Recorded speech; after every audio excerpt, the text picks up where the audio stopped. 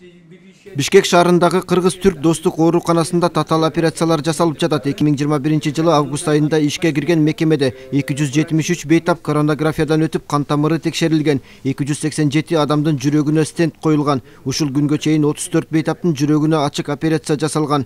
Келишимге ылайык оорукананы Кыргызстан менен Түркия биргелешип 3 жыл башкарат.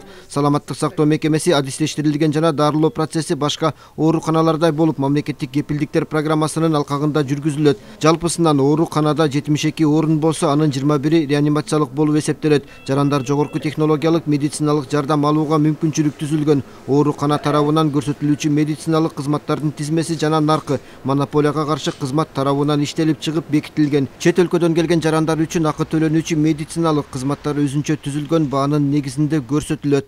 Кардиологиялык жардамдар көпчүлүк мамлекеттерде кымбат баалуу кызмат. Кыргызстанда деле буга чейин стенд коюу, ангиография жүргүзүү жогорку бааларда жүргүзүлгөн. Бүгүнкү күндө баштап 50 000 сом болчу. Азыркы күндө 75 000 сом бир стендтин баасы. Өзүңүздөргө белгилүү ангиография жүргүзүлөт, андан кийин стенд коюлат. Бул жерде медициналык жардам көрсөтүлөт. Бир сутканын ичинде дары дармектердин каражаттары бар.